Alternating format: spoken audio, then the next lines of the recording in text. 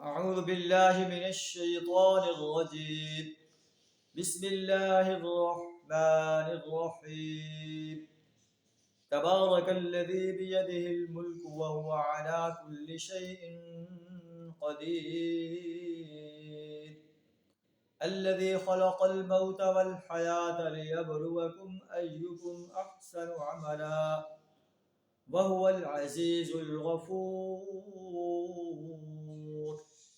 الذي خلق 7 سماوات طباقا ما ترى في خلق الرحمن من تفاوت فارجع البصر هل ترى من فطور. صدق اللہ العظیم. سورہ الملک کی پہلی 3 آیات آپ کے سامنے تلاوت کی، جن کا ترجمہ کچھ اس طرح ہے: تبارک الذی بیدہ الملک، بابرکت ہے وہ ذات جس کے ہاتھ میں کائنات کی بادشاہی، اللہ پوری کائنات کا بادشاہ، وہو علی کل شیء قدیر، اور وہ ہر چیز پر قادر، جو چاہے کر سکتا ہے. الذی خلق الموت والحیاۃ لیبلوکم ایکم احسن عملا، وہ کائنات کا بادشاہ ایسی ہستی ہے جس نے موت کو پیدا کیا ہے، زندگی کو پیدا کیا ہے، تاکہ تمہیں آزمائے. ایکم احسن عملا، کہ تم میں سے کون حسین عمل کر کے آتا ہے. تو اللہ نے ہماری زندگی کا مقصد، تخلیق کا مقصد حسین سے حسین تر اعمال کرنا بتایا ہے. ہم بھی دیکھیں کہ کیا ہم حسین اعمال کر رہے ہیں. صبح سے لے کر شام تک جو ہے ہم کتنے حسین اعمال کرتے ہیں اور کتنے بدترین اعمال کرتے ہیں.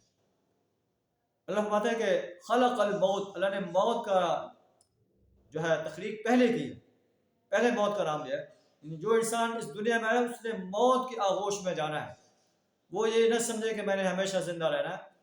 زندگی والا انسان، زندہ انسان جو ہے اسے موت آ کر رہنی ہے، اسے چاہیے کہ موت کے لیے تیاری کرے.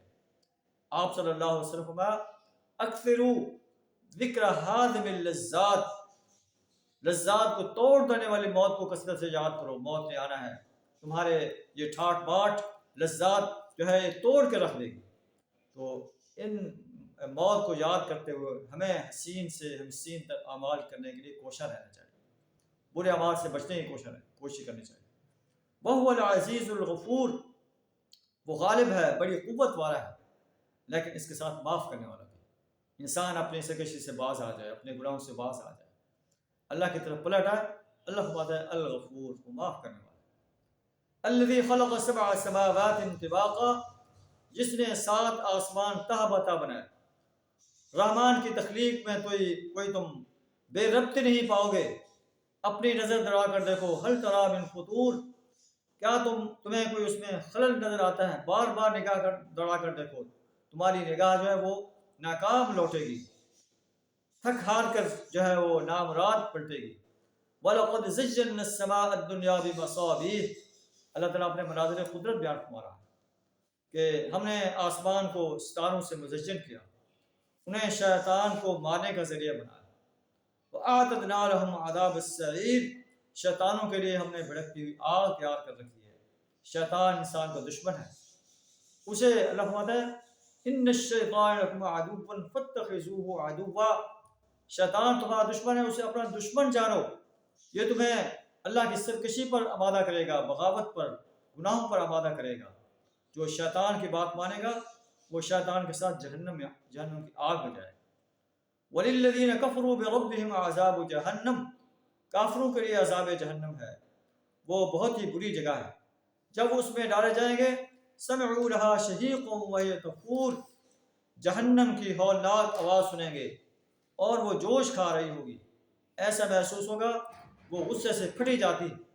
جب ایک گروہ اس میں ڈالا جائے گا، جہنم کے خازن اس سے پوچھیں گے کیا تمہارے پاس کوئی نذیر نہیں آیا تھا؟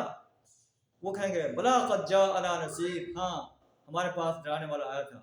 فکذبنا وقلنا ما نزل اللہ من شیء، ہم نے اس کی تکذیب کی اور ہم نے کہا کہ اللہ نے کوئی چیز نازل نہیں کی. ان انتم الا فی ضلال کبیر، تم بڑی گمراہی کے اندر مبتلا ہو. اور پھر اس وقت وہ کہیں گے لو کنا نسمع ونعقل ما کنا فی اصحاب السعیر، اگر ہم سماعت سے کام لیتے، عقل سے کام لیتے، آج جہنم کی آگ میں نہ جلتے، اس وقت وہ اپنے گناہوں کا اعتراف کریں گے۔ فَاعْتَرَفُوا بِذَنبِهِمْ فَسُحْقًا لِأَصْحَابِ السَّعِيرِ، اس وقت وہ اپنے گناہوں کا اعتراف کریں گے، لعنت ہے اصحاب السعیر پر، جہنمی انسانوں پر۔ اللہ سبحانہ وتعالی ہمیں ایسے اعمال کرنے سے اپنی پناہ عطا فرمائے جہنم کی، جو جہنم کی آگ میں لے جانے والے ہیں۔ وآخر دعوانا الحمد للہ رب العالمین۔